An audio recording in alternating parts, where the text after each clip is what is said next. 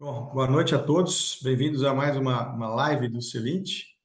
Dessa vez o assunto é construindo a rede de relacionamento do conselheiro, um assunto que a gente tem explorado nos nossos programas e temos inclusive um que é totalmente voltado, né, para esse assunto, que é o TCP. Então, eu acho que é importante estarmos aqui com o espírito aberto para tentarmos discutir e aprofundar no assunto. O espírito da Live 30 é que ela se desenrola em 30 minutos. A boa parte já está acostumado com o nosso modelo.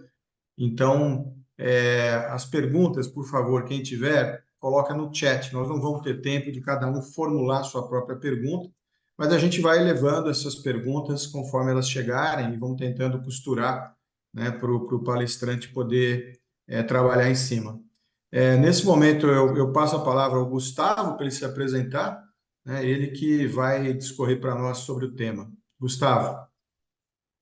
Obrigado, Wanderlei. Bom, boa noite a todos e todas. É um prazer estar mais uma vez com vocês. Wanderlei, como disse o Wanderlei, me chamo Gustavo Gonçalves, sou alumni Celint, fiz PFC, fiz o Concertif, né, uma das primeiras turmas, turma 3, se eu não me engano, e vários outros cursos do Celint. Estou me encaminhando aí para fazer a certificação avançada na próxima turma, né? Então, é um passo, vamos dizer assim, passo a passo da minha jornada como formação, né, e conhecimento como conselheiro. Eu atualmente atuo como executivo no mercado e também atuo como conselheiro. Atuo em 3 conselhos hoje em dia. Desses 3 conselhos, o mais parrudo, o mais robusto, é um conselho que me foi, vamos dizer assim, oferecido pelas oportunidades que o Celint levanta. É o conselho do Grupo WT, onde eu atuo com mais um colega nosso aqui do Celint também, um conselho desse grupo empresarial. Eu também atuo como conselheiro em uma startup baseada nos Estados Unidos e com operações no Brasil e nos Estados Unidos, e também numa organização sem fins lucrativos, uma associação voltada para a mentoria de negócios do ecossistema de inovação e empreendedorismo. Me permite atuar muito próximo das questões mais modernas de hoje em dia, né, de transformação digital, inteligência artificial e afins, tá? Eu tenho 59 anos, 38 de carreira e mais ou menos uma jornada de 9 para 10 anos em governança. E durante esse tempo todo, uma das coisas que eu investi bastante na minha vida foi networking. Eu acho que é por isso que a gente está aqui para trocar uma ideia com vocês a respeito de como fazer com o networking na carreira de conselheiro. Palavra, Nelly. Muito obrigado, Gustavo. Obrigado pela apresentação. O perfil de LinkedIn vai ser colocado, né, do Gustavo, e daqui no chat também. Agora, para a gente começar, Gustavo, né, a bater um papo, eu tenho sempre colocado, né, inclusive está lá no meu livro, Conselheiro de Empresas, que a carreira do conselheiro é autoral, né? Eu criei esse aforismo, né, de certa maneira percolou pelo mercado. Hoje a gente tem ouvido muito falar sobre isso, né, que a carreira do conselheiro é autoral, ou seja, depende dele mesmo tomar as iniciativas, tomar as atitudes, né? Eu queria que você pudesse explorar um pouco esse tema, né, com a tua visão, como é que você vê isso e o que fazer. Perfeito. Eu acho que esse seu aforismo ele cai como uma luva para esse tema de networking, porque networking é nada mais do que a construção e a manutenção de uma rede de relacionamentos. E rede de relacionamentos hoje em dia pode ser entendida de diversas formas, ainda mais no mundo moderno e cheio de tecnologia que a gente vive, onde você consegue apertar um botão e as coisas saem quase prontas do outro lado, né? Vide ChatGPT e afins da vida. Só que existem formas e formas de você fazer uma coisa, né? Uma coisa é você construir 4, 5, 6, 15 mil contatos no LinkedIn. Outra coisa é você ter uma rede de relacionamentos que você consiga acessar, ter os contatos, ter os telefones, conhecer as pessoas, ser conhecido por elas e ter conteúdo para dialogar com essas pessoas, né? Então, não é uma coisa automática.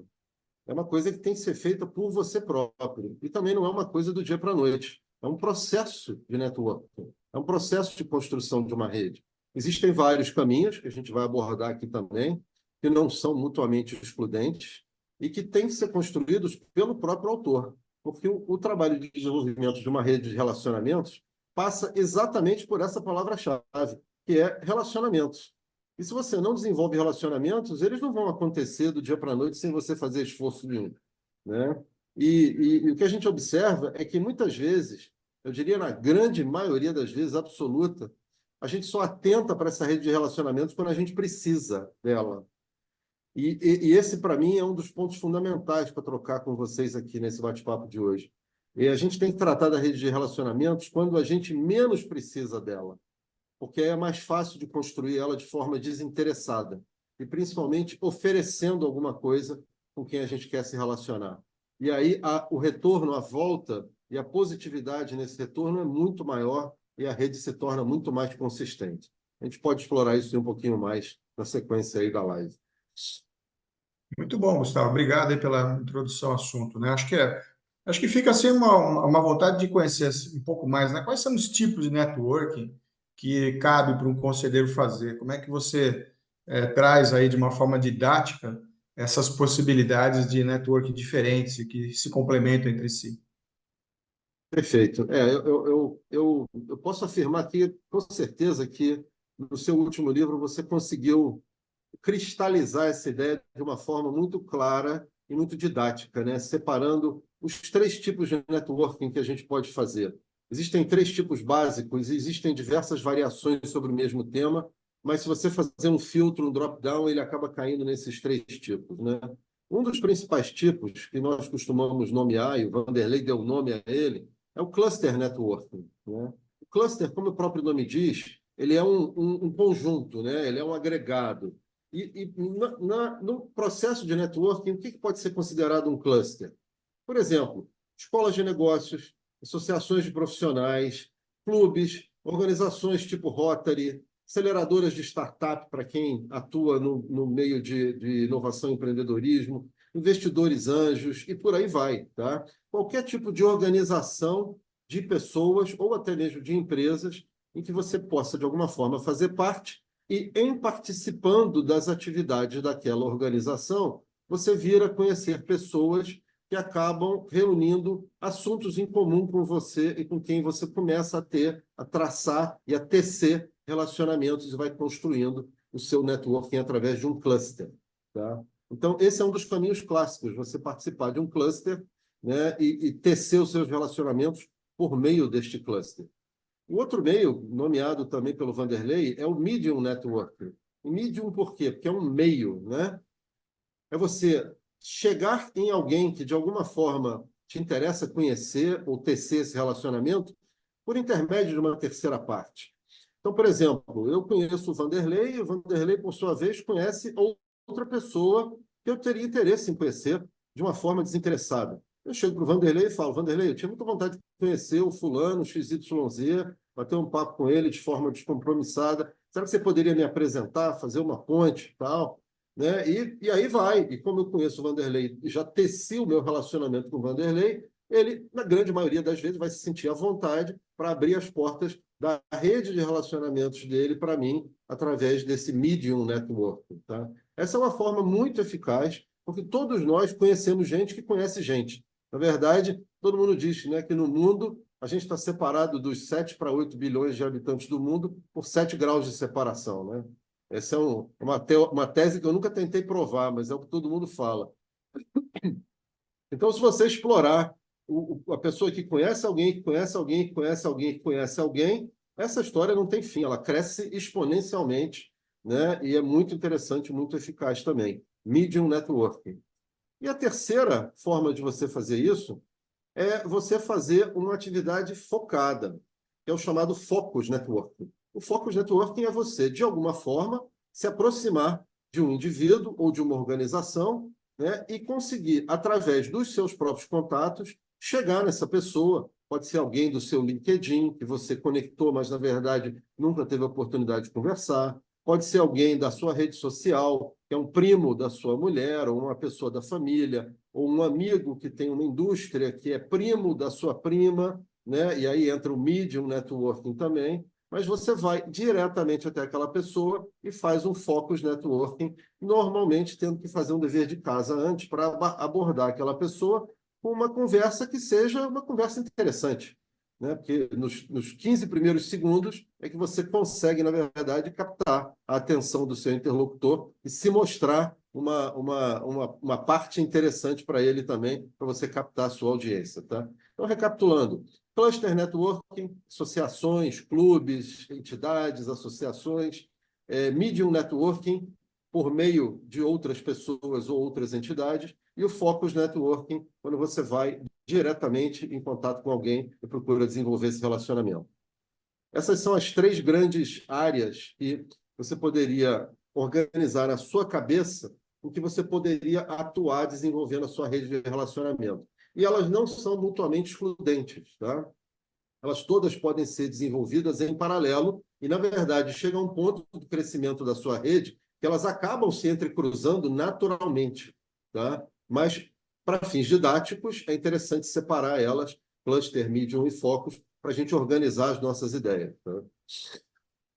Excelente, Gustavo. Lembrando, né, que, novamente, a gente tem um programa específico, né, para se aprofundar nessas tipologias e entender como é que é a dinâmica de criação, né, dessa rede de relacionamento do conselheiro, que é o TCP, que o Gustavo é um dos principais aí instrutores. Mas o ponto e aí colocamos inclusive no chat, né, para quem quiser ver aí o link para o programa. Mas é interessante ressaltar, né, que além de ser algo, né, que vale a pena ter na carreira, esse bom networking que deve ser realizado, a gente sempre tem que lembrar que nós, enquanto executivos, né, na nossa carreira executiva, a gente deu pouca atenção, pouca ou nenhuma atenção para o networking. Isso é um fato, né? E que a gente constata isso com todo mundo que a gente conversa. E aí surge aquela questão, né, Gustavo? Poxa, eu nunca me aprofundei nisso, né? Eu nunca sempre que eu fiz um network foi ali num jantar de negócios ou um congresso da empresa ou um evento que congraçava ali os próprios participantes do setor, enfim, a gente não se atenta, né, para uma realidade. E o ponto é que na vida de um conselheiro, esse é um pilar importantíssimo. Só 20% das vagas de conselheiro, em média, estão na mão de headhunters. Os outros 80% você vai ter acesso se você tiver o networking correto.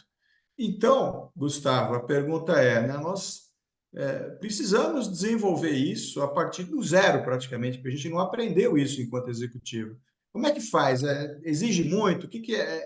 O que de fato é o pulo do gato, né, para a gente começar a fazer esse networking? Olha, esse é um tema que, se a gente for explorar aqui, ele não cabe dentro de 30 minutos, né? Sugiro que vocês vão para o TCP para a Pô, gente poder te explorar esse lado bombardeei, com isso não mais estava tempo. programado. Mas, assim, eu vou tentar responder de 2 maneiras, tá? Quando a gente é executivo, e todos passaram por essa fase, ou estão passando ainda por essa fase da vida, né? A gente faz parte de uma organização, tá? E a gente meio que segue o rumo daquele barco. E você está dentro de um barco, você acaba se limitando pelas fronteiras do seu barco. A água está em volta, mas você está ali dentro do barco, porque o barco é um time e você vai em frente. Um belo Uhum. dia, o barco atraca no porto e você desce. E agora você está em terra firme e a organização agora é você. E aí é a sua carreira de conselheiro. Você SA, ou você limitada, seja lá o que for. E aí você tem que fazer as coisas. Não é a organização com os seus processos e procedimentos. É você que tem que fazer. Daí é que vem a questão do desenvolvimento de networking ser uma questão autoral. Porque se você não fizer, nenhuma organização vai fazer isso para você. Existem até algumas aí no mercado que dizem que fazem, mas, na verdade, você que tem que fazer, são apenas plataformas, tá? Eu vou dar um pouco do meu exemplo aqui, tá? E aí eu sempre menciono esse exemplo lá no TCP também, quando a gente tem a oportunidade lá de conversar com mais tempo, que é de quando eu fiz o PFC. Foi o meu primeiro treinamento que eu fiz com o Celinte, né? Vanderlei era o instrutor, e todos vocês sabem que depois do PFC a gente tem uma sessão de mentoria com o Vanderlei, né?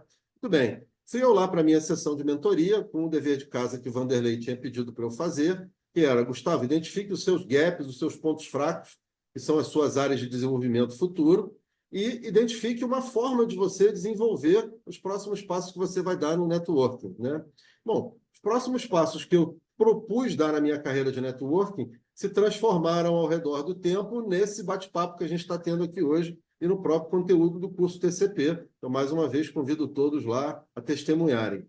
E as respostas que eu dei para o Vanderlei com relação aos meus gaps, na época, eram transformação digital e inovação e empreendedorismo, né? Porque era uma coisa que eu já tinha na minha cabeça como executivo e que todo mundo que é executivo diz que sabe, né? Eu sei o que é inovação e empreendedorismo, eu sei o que é startup, eu sei o que é venture capital, eu sei o que é transformação digital, machine learning, artificial intelligence, mas sabe mesmo? Na maioria das vezes, não, né? Então, mandei essa no colo do Vanderlei, e o Vanderlei... Você lembra que você me respondeu, Vanderlei? Foi direto ao ponto, pegou na veia. Falou assim, Gustavo, você quer aprender sobre transformação digital, inteligência artificial, inovação e empreendedorismo? Vai ser mentor de uma startup, meu amigo. Você vai cair no fogo. Você vai viver a questão de dentro para fora. E vai aprender fazendo. Falei, pô, legal, Vanderlei. E como é que eu faço isso? Se vira, cara pálida. A missão é tua. Eu me lembro disso até hoje. Eu falei assim, eu saí da mentoria, sabe quando você sai com uma perna para um lado, outra cruzada para o outro, mas com uma missão pela minha frente, né? E saí dali daquela mentoria pensando assim, muito bem, como é que eu entro no meio de inovação e empreendedorismo e como é que eu aprendo a ser mentor de uma startup? Cara, eu cheguei em casa, sentei na frente do computador, comecei a fazer um monte de pesquisas por minha própria conta. Primeiro, para entender o que era o ecossistema de inovação, que todo mundo falava, mas o que é esse bicho, né? Ecossistema de inovação, nome lindo. O que se trata esse monstro, né? E o que é a transformação digital e por aí vai. Fiz uma pesquisa enorme, achei várias associações, várias entidades, aceleradoras, venture capital, venture builder, achei um monte de coisa. Comecei a planilhar isso e fazer os meus estudos usando a minha experiência como executivo, de organizar os pensamentos e tudo, né? E fui planilhando, e fiz um drill down, filtrei lá meia dúzia de coisas que eu falei assim, agora eu vou apertar esses botões aqui. E para apertar esses botões, por exemplo, tinha uma associação lá de mentores de negócios, que eu queria conhecer melhor. Falei, pô, mas eu não conheço ninguém lá, né?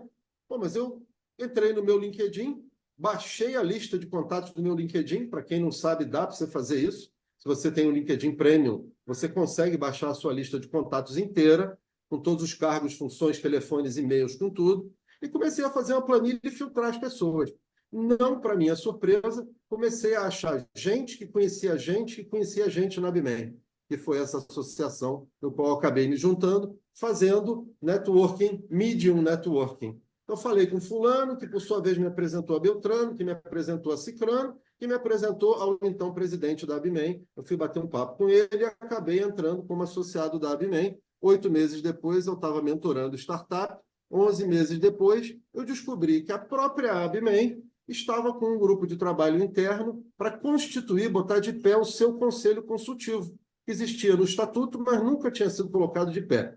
Ora, me juntei a esse grupo, né? Acabamos colocando o conselho de pé, eu ajudei a fazer esse processo, né? É um conselho pro bono, né? Sem nenhuma remuneração para todo mundo, mas acabei sendo convidado a ser membro do conselho, e esse foi o meu primeiro conselho. Então, você vê que coisa interessante, né? Através de um PFC, através de uma mentoria com o Vanderlei, depois através do meu dever de casa, através de networking, eu acabei indo para uma associação, me aproximei das startups, comecei a entender como é que é o ecossistema de inovação e quem são os atores e como é que esse teatro funciona, e acabei me vendo numa posição de estar no lugar certo, na hora certa, para entrar no meu primeiro conselho.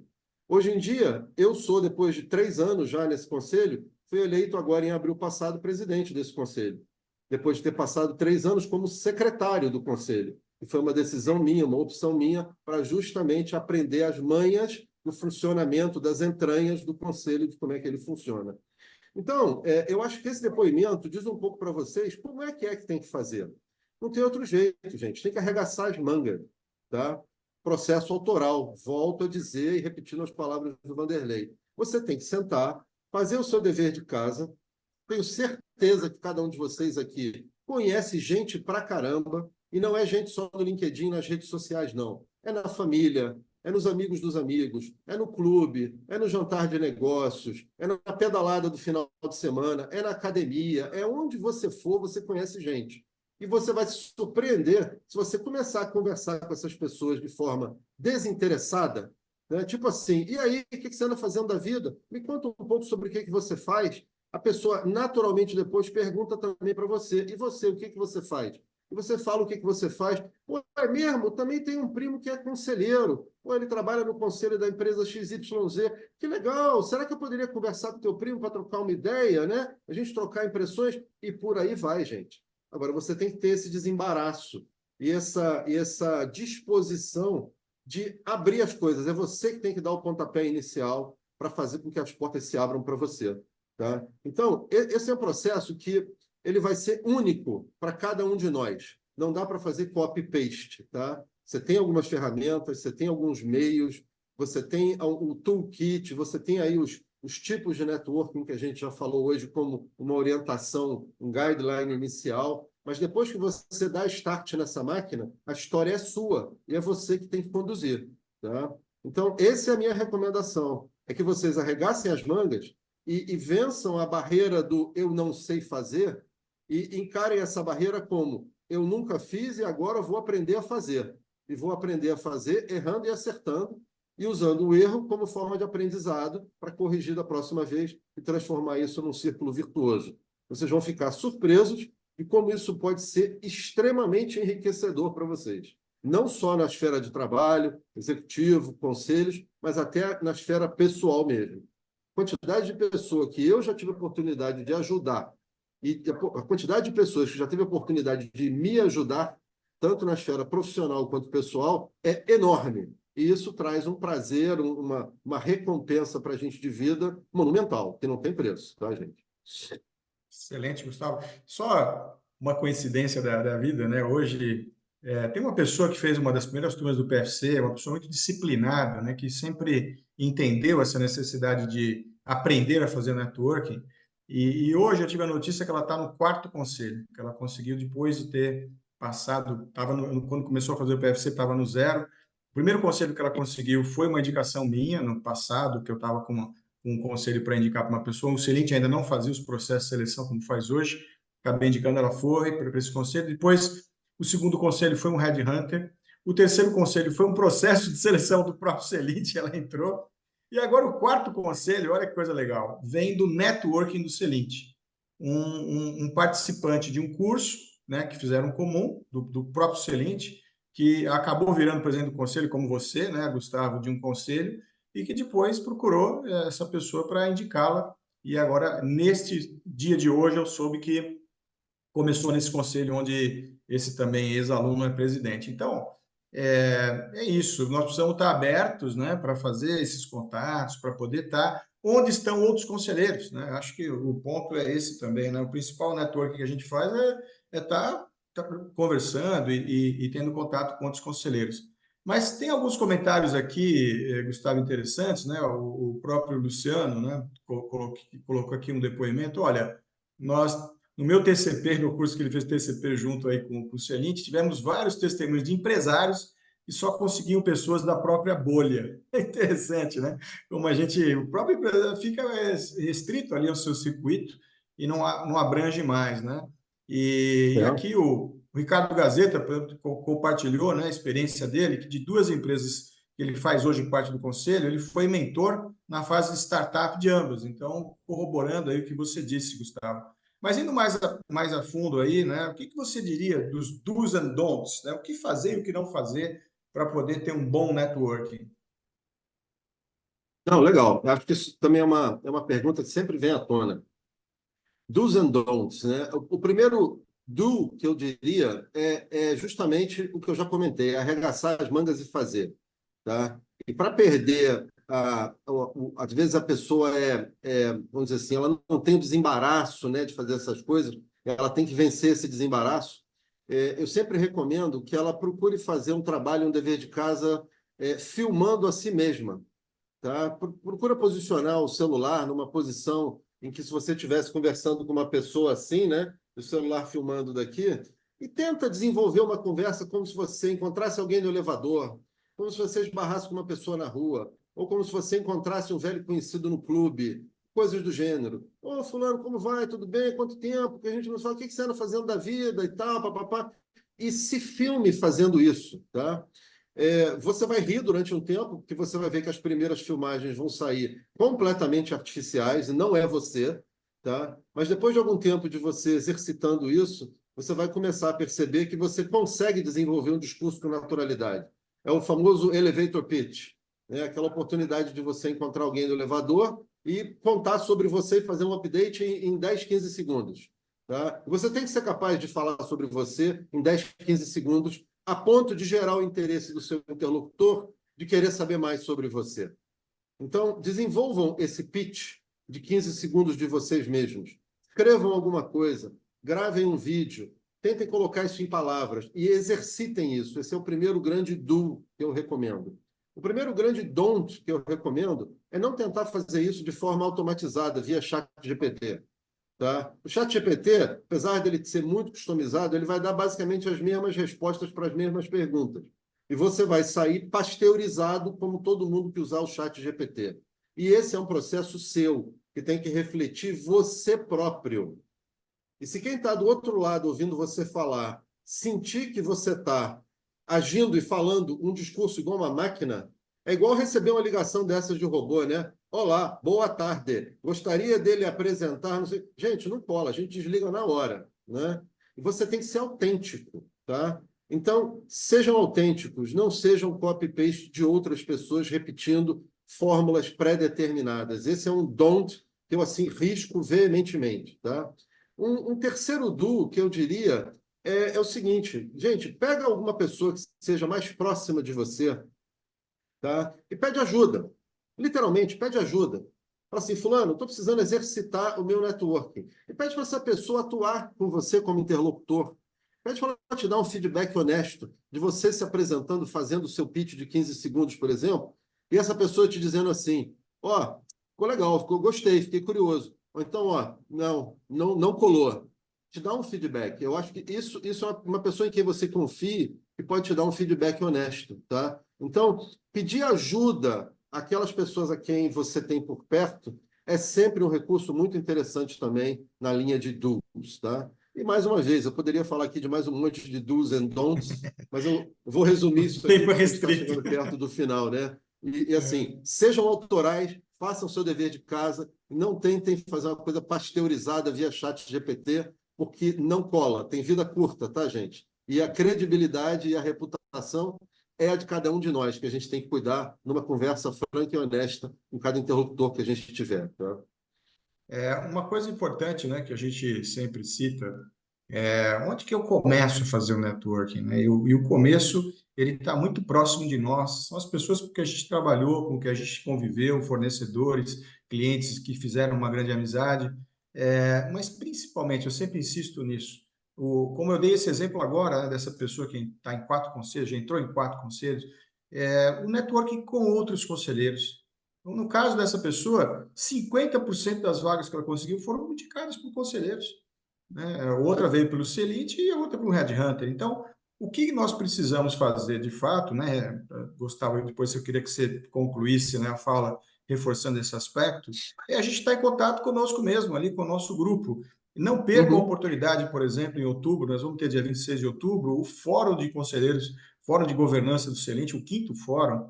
Lá nós vamos estar falando sobre famílias empresárias, vamos trazer famílias de empresários, né, de empresas familiares para discutir, ter no painel. Está lá conosco também o Renato Berhoeft, que é a maior sumidade mundialmente reconhecido como o precursor, né, da questão de transição geracional.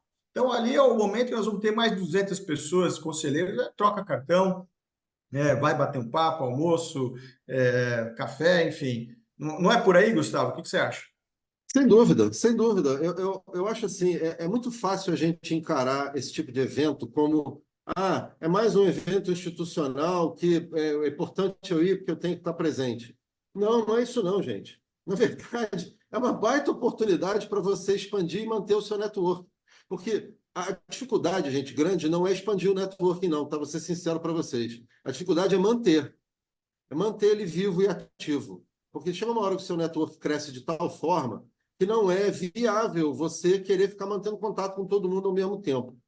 Tá? Mas você tem que arrumar uma forma de se fazer lembrado, de se fazer presente na memória das pessoas de vez em quando. Tá? Eu tenho minhas metodologias, eu compartilho algumas lá no TCP, né? Vou deixar aqui o spoiler só para quem tiver interesse ir lá e ouvir um pouquinho mais detalhes sobre isso, mas é fundamental a gente manter esse networking com nossos próprios pares. O Fórum do Celint é um evento importantíssimo. Os jantares e encontros de alumni, agora semana que vem nós vamos ter um aqui no Rio, né? Depois de ter tido vários em São Paulo, os almoços mensais que a gente tem do Celint aqui no Rio de Janeiro, e por aí vai, tá? Vou dar um exemplo para vocês, pegando esse gancho do Vanderlei. No conselho da ABNEM, esse que eu sou presidente hoje em dia, nós temos 5 membros do conselho que são do Celint.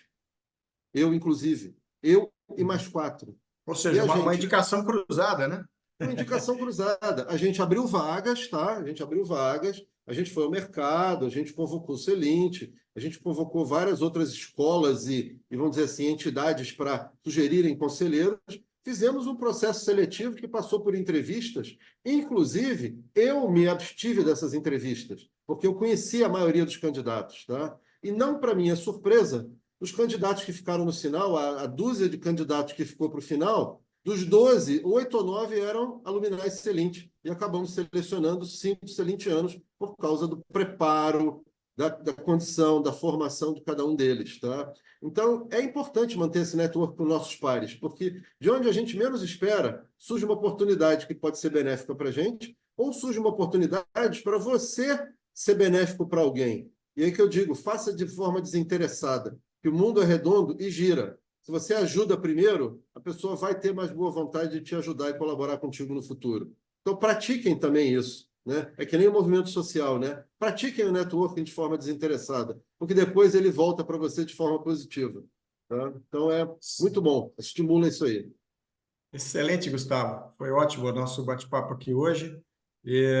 Lembrando, né, nosso próximo evento vai ser uma Master 45. A Master 45 se diferencia da live, né, porque ela tem 45 minutos e normalmente há uma palestra com slides e a gente abre, né, o debate para quem quiser fazer perguntas. Então, como ela tem um pouco mais de tempo, dá para a gente fazer dessa forma. A próxima vai ser dia 29 de maio, com o tema M&A e governança, como os assuntos estão entrelaçados, né, e se complementam, né, a fase de mergers and acquisitions e a questão de governança. Eu agradeço a todos por mais uma ótima live que tivemos aí, a participação, as perguntas, os comentários que foram feitos, e espero que tenha sido de proveito para todos. E nos vemos na próxima. Grande abraço para todos. Obrigado, Gustavo, Abraço, novamente. pessoal. Obrigado a Tchau. todos, pessoal. Boa noite, grande abraço. Tchau, tchau.